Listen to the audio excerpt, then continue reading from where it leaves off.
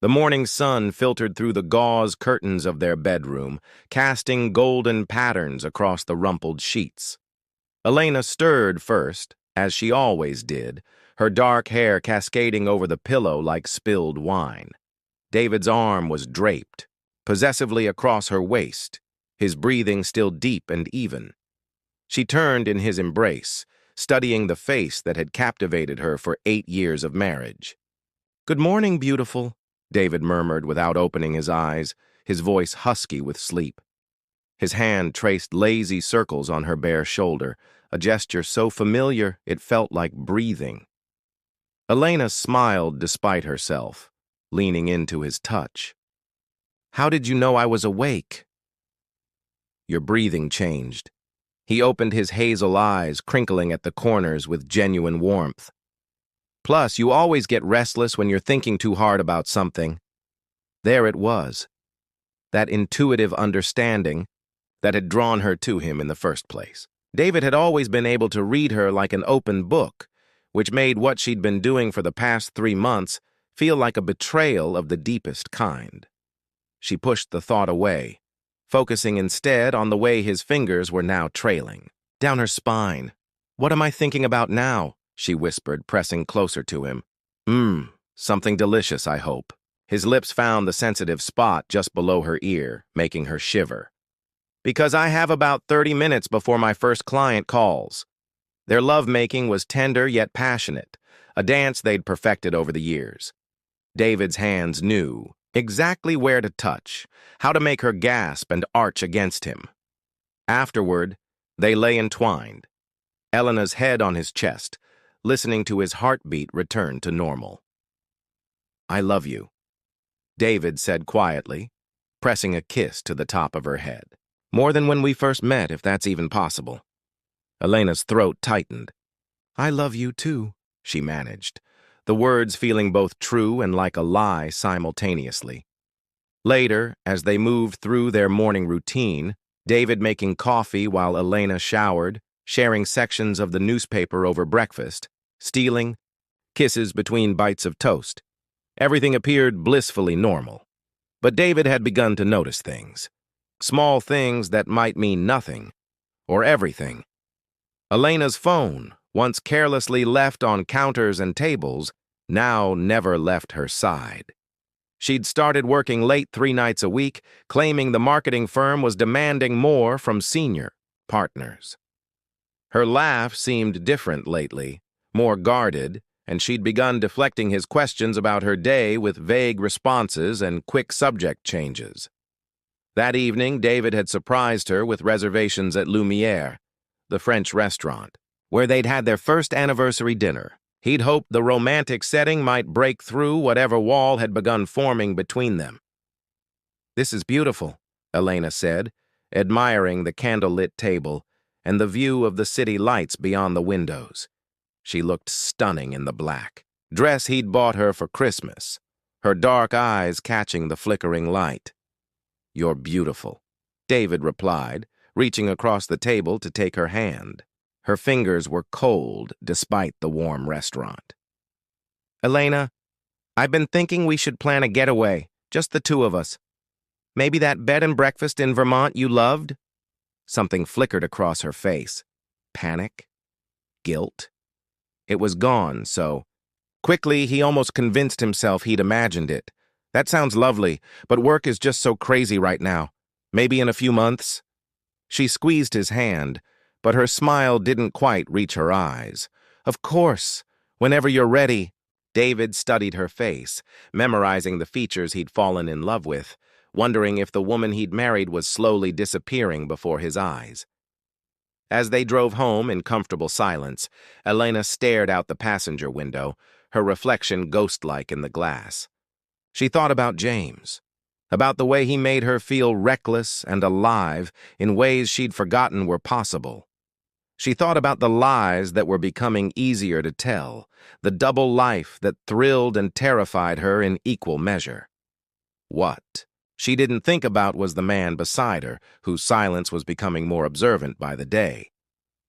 David sat in his home office at midnight, the glow of his laptop screen illuminating his tired face. For 3 weeks, he'd been piecing together a puzzle he desperately hoped would remain incomplete. Credit card statements showed charges at restaurants he'd never been to, always on her late work nights. Her phone records revealed hundreds of texts to a number he didn't recognize. He rubbed his eyes, remembering when trust had been effortless between them. Their courtship had been a whirlwind of passion and discovery. Elena had been working as a junior marketing associate when they met at a conference. She was brilliant, ambitious, and had a laugh that could light up entire rooms. Their first kiss had happened in the rain outside her apartment, both of them soaked and breathless with desire. "I've never felt this way about anyone," she had whispered, against his lips that night, her hands fisted in his shirt. "Then don't let me go," David had replied, and she'd pulled him inside, where they'd made love until dawn painted the sky pink. Their wedding night had been magical, Elena radiant in ivory silk, dancing in his arms as if they were the only two people in the world. "Promise me we'll always be this happy," she'd murmured as they swayed to their song. "I promise," he'd said, meaning it completely. Now that promise felt like shattered glass in his chest. Meanwhile, across town, Elena was breaking another promise, entirely. The hotel room was dimly lit, clothes scattered across expensive carpeting. James Morrison, her colleague and now lover, traced patterns on her bare back as she lay pressed against him. "Your husband doesn't suspect anything?" James asked, his voice rough from their passionate encounter. "David? No, he's too trusting. Too predictable." Elena's voice carried a cruel edge that would have been foreign to anyone who knew her as David's wife. "He sees what he wants to see." James chuckled, pulling her closer. "And what does he want to see?"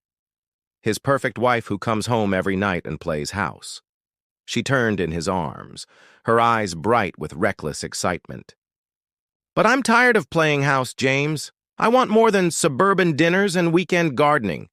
Their lips met in a hungry kiss, all teeth and desperation. James was everything David wasn't: dangerous, unpredictable, willing to take risks. When he touched her, she felt like someone else entirely. Someone who didn't fold laundry and remember anniversaries and discuss mortgage refinancing over morning coffee. "Leave him," James whispered against her throat, his hands roaming possessively over her body. "We could be amazing together." Elena's breath caught. "It's not that simple. There's the house, the investments. I'm not talking about money." James pulled back to look at her, his dark eyes intense. "I'm talking about choosing the life you actually want instead of the life you settled for."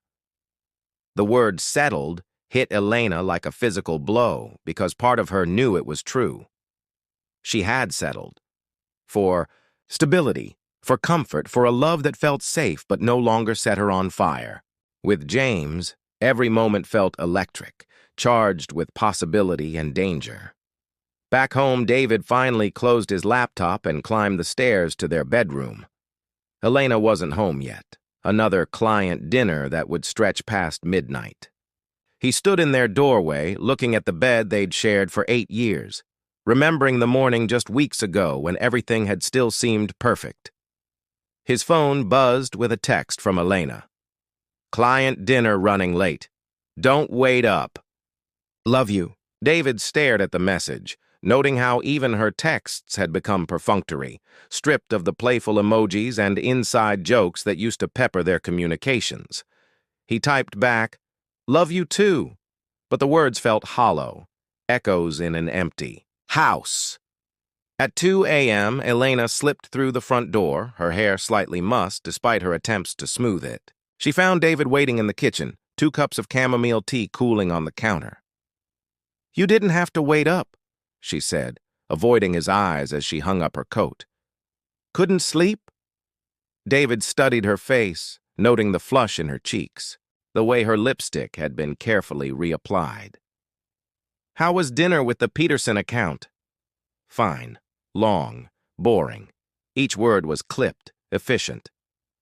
I'm exhausted. Going to bed. She kissed his cheek, a brief, obligatory gesture, and disappeared upstairs. David remained in the kitchen staring at the untouched tea, finally understanding that the woman he'd married was already gone.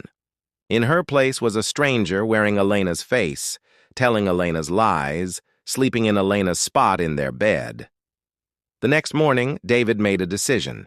He hired a private investigator, not because he wanted confirmation, but because he needed to know the full scope of what his marriage had become.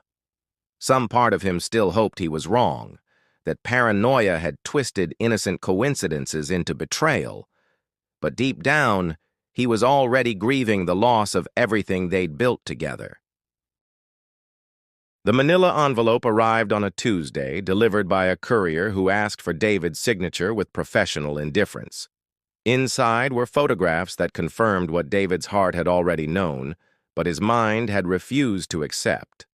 Elena and James Morrison, captured in moments of intimacy that belonged in a marriage. Her hand on his chest outside a downtown hotel, a kiss in a restaurant booth, emerging together from his apartment building at dawn. David spread the photos across, his desk like tarot cards revealing an unwanted future. The private investigator's report was thorough. 3 months of affair, frequent hotel visits, intimate text exchanges that had been retrieved from deleted files. Elena had been living a double life with the skill of a seasoned con artist. But what struck David most wasn't the betrayal itself. It was how effortlessly Elena had been deceiving him.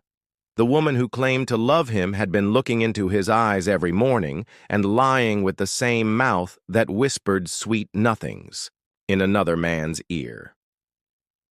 That evening, David prepared dinner as he always did, setting the table with their wedding china and lighting candles. When Elena arrived home at 7:30, she found him waiting with a bottle of wine and a gentle smile. "This is lovely," she said, though her eyes darted nervously around the dining room. "What's the occasion?" "Do I need an occasion to have dinner with my wife?" David pulled out her chair, his manners as impeccable as ever. Throughout the meal, he was the perfect husband, attentive, charming, asking about her day with genuine interest. Elena relaxed gradually, perhaps thinking she'd imagined the intensity in his gaze. She told him about a campaign she was developing, carefully editing out any mention of James's involvement.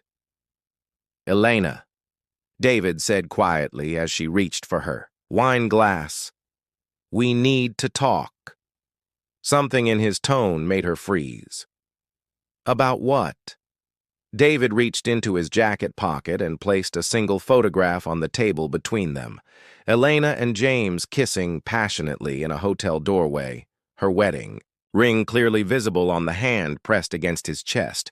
The color drained from Elena's face, but only for a moment. Then something remarkable happened. Instead of shame or remorse, her expression hardened into defiance. "Where did you get this?" she demanded. "That's your first question? Not 'David, I'm so sorry,' or 'I can explain'?" His voice remained steady, almost conversational. Elena straightened in her chair, her chin lifting with an arrogance that transformed her features. "Fine. You want honesty?" "Yes. I'm having an affair. Yes, I've been lying to you for months." She leaned back, a cold smirk playing at her lips. "Yeah, I cheated. Deal with it." The words hung in the air between them like smoke from a burning bridge. Elena had expected explosions, screaming, tears, desperate pleas for explanation. She'd prepared herself for David's pain, had even looked forward to it in some twisted way. His hurt would justify her actions, prove that their marriage had been suffocating her. Instead, David simply nodded, as if she'd confirmed something he'd already known. He folded his napkin carefully and placed it beside his untouched dinner plate. "I see," he said quietly. "That's it? That's all you have to say?" Elena's voice rose with frustration. "I just told you I've been screwing another man for 3 months, and you say, 'I see'?" David stood slowly, his movements deliberate and calm. He walked to the coat closet, retrieved his keys, and returned to where Elena sat frozen in her chair. You want me to scream, to beg, to fight for a woman who's already made her choice? His hazel eyes met hers, and Elena saw something there that made her stomach clench. Not anger, but a terrible, final clarity. No, Elena. I have more respect for myself than that. Where are you going? The question escaped her lips before she could stop it, tinged with something that might have been panic.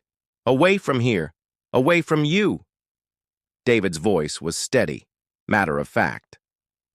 I'll be staying at my brother's while my lawyer draws up the papers. Your lawyer? Elena shot to her feet, her chair scraping against the hardwood. You can't just... We need to talk about this. Talk? David paused at the front door, his hand on the knob. You had 3 months to talk, Elena. Instead, you chose to betray everything we built together. There's nothing left to discuss. David, wait! But the door had already closed behind him with a soft click that somehow sounded louder than any slam. Elena stood alone in their dining room, candles still flickering over a dinner that had gone cold, the photograph of her infidelity stark white against the dark wood table. For the first time in months, she was completely alone with the consequences of her choices. The silence David left behind was deafening. Elena stared at the closed door for a full minute, waiting for the sound of David's key turning, for him to storm back inside with the dramatic confrontation she'd been expecting. When the silence stretched unbearably, she grabbed her phone and called James. He knows, she said without preamble when he answered. Knows what? James's voice was cautious, distant. He was at home with his own wife, Elena realized, speaking in hushed tones. About us. He had pictures, James. Professional. Photographs. Elena began pacing their living room, her heels clicking against the hardwood. But the strangest thing happened. He didn't fight. He didn't even seem angry. He just left. Maybe that's better. Easier for everyone. Easier? Elena's voice rose. He's talking about lawyers, James, divorce papers. There was a pause on the other end of the line. Well, isn't that what you wanted? Freedom? The question hit Elena like a slap. Wasn't it what she'd wanted? For months, she'd felt trapped in her marriage, suffocated by David's predictable love and steady devotion. The affair had been her rebellion, her way of reclaiming excitement and passion. But now, faced with the actual dissolution of her marriage, she felt something she hadn't expected, a creeping sense of loss. I have to go, James said suddenly. Maria's asking who's calling so late. The line went dead, leaving Elena alone in a house that suddenly felt cavernous. She walked through rooms that had been filled with shared memories. The kitchen where David had taught her to make his grandmother's pasta sauce, the living room where they danced to their wedding song on random Tuesday nights, the study where they'd planned their future together. For the first time in months, Elena allowed herself to remember why she'd fallen in love with David. His steadiness hadn't always felt like stagnation. Once it had felt like home. Meanwhile, David sat in his brother Michael's guest room staring at his phone. He'd drafted 17 different texts to Elena and deleted them all. What was there to say? She'd made her choice with stunning clarity, even seeming to take pleasure in his pain. How are you so calm about this? Michael asked, bringing David a beer. If Sarah cheated on me, I'd be breaking things. What would be the point? David took a long drink, tasting nothing. Elena stopped being my wife the moment she decided someone else's touch was worth more than our marriage vows. Getting angry won't change that. But 8 years, man. 8 years of your life. No, David said quietly. 8 years of our life. And apparently I was the only one still living in it. Over the next few days, David moved through the legal process with methodical precision. He hired Patricia Hendricks, a divorce attorney, known for her efficiency and discretion. He opened his own bank account, found a furnished apartment downtown, and began the careful work of disentangling 8 years of shared finances and possessions. Elena, meanwhile, spiraled between rage and disbelief. She'd expected David to fight for their marriage, to give her the dramatic confrontation that would justify her actions. His calm acceptance felt like the ultimate rejection, not just of their marriage, but of her worth as something worth fighting. For she called him repeatedly, but David had blocked her number. She drove by his brother's house, but his car was never there. It was as if he'd simply erased her from his existence with the same quiet efficiency he brought to everything else. "You're better off without him," James assured her during one of their now infrequent lunch meetings. "He sounds boring anyway." But the words felt hollow. James had grown cooler since learning about the impending divorce, as if Elena's newfound availability made her less exciting rather than more. She was beginning to understand that her appeal had partly been her unavailability, the thrill of stolen moments rather than the prospect of something real and lasting. On Thursday afternoon, exactly 1 week after their confrontation, a courier arrived at Elena's office. The divorce papers were comprehensive and devastating. David was seeking an uncontested divorce with a 50-50 split of assets. No alimony, no custody disputes over pets or possessions, just a clean, efficient severing of their legal bonds.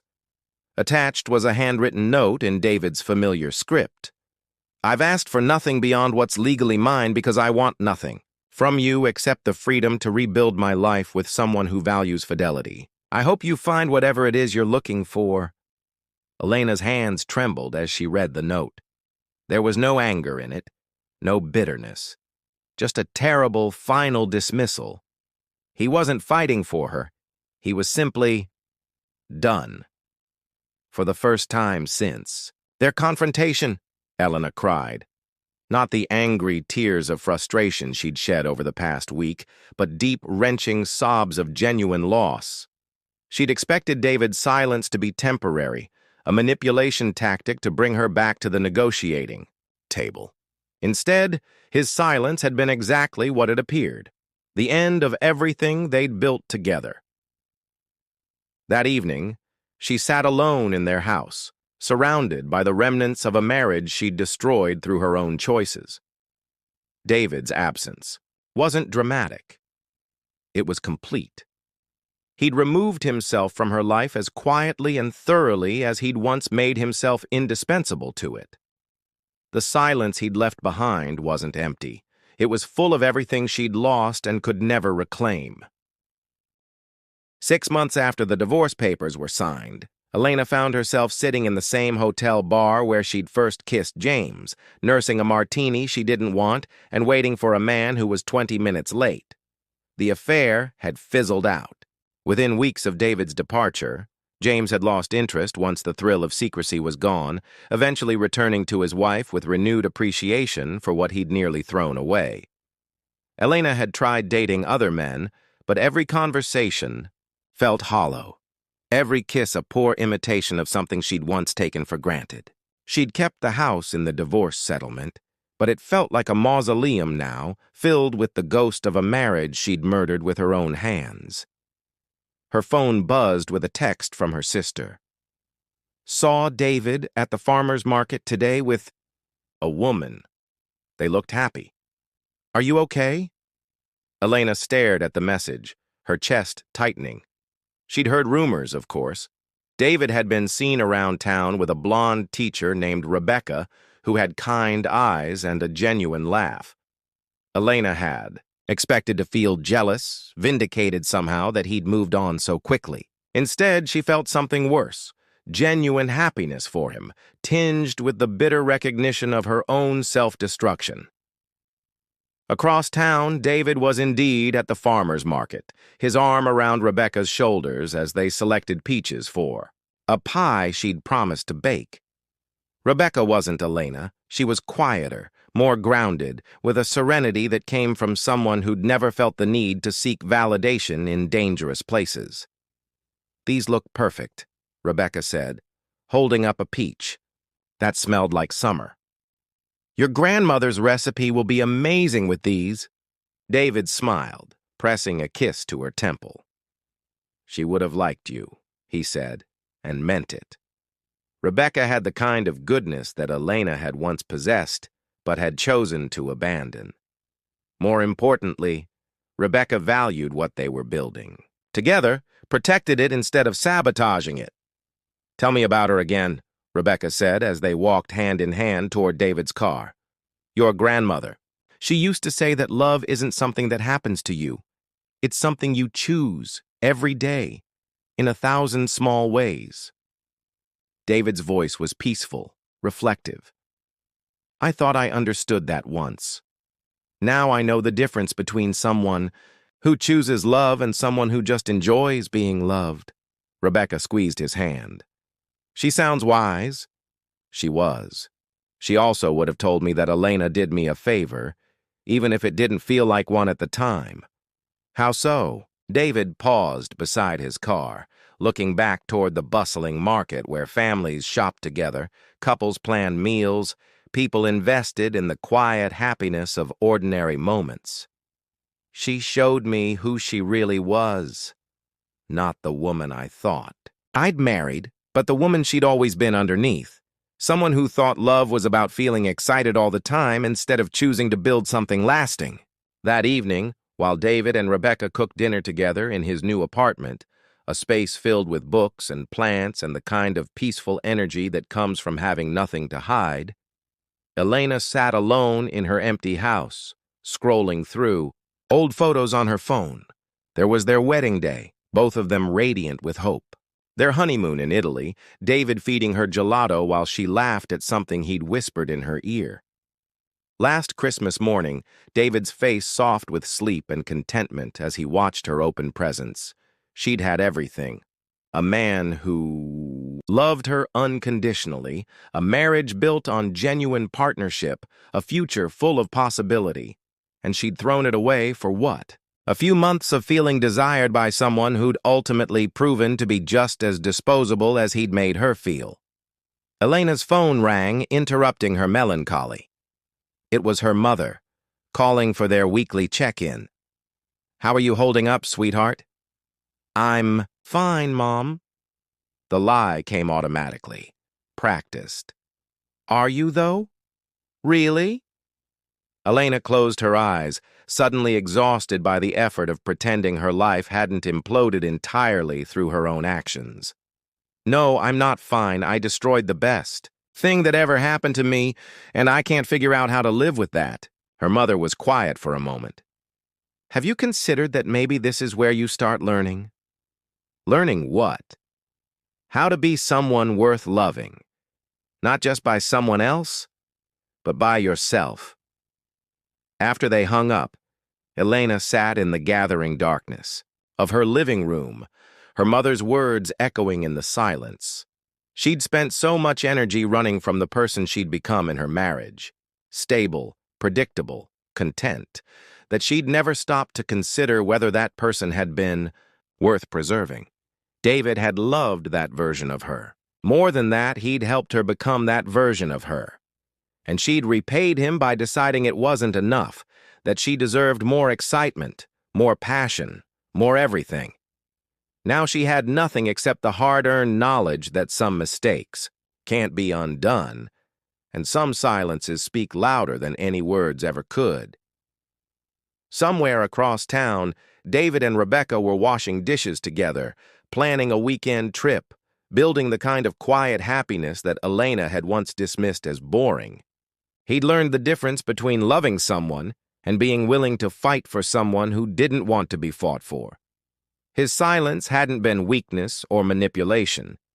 It had been the sound of a man who knew his own worth and refused to beg someone to recognize it. In the end, that silence had been the most powerful thing he could have given her, the space to fully understand what she'd chosen to lose. Elena finally understood that some lessons can only be learned in the echo of what's been lost forever.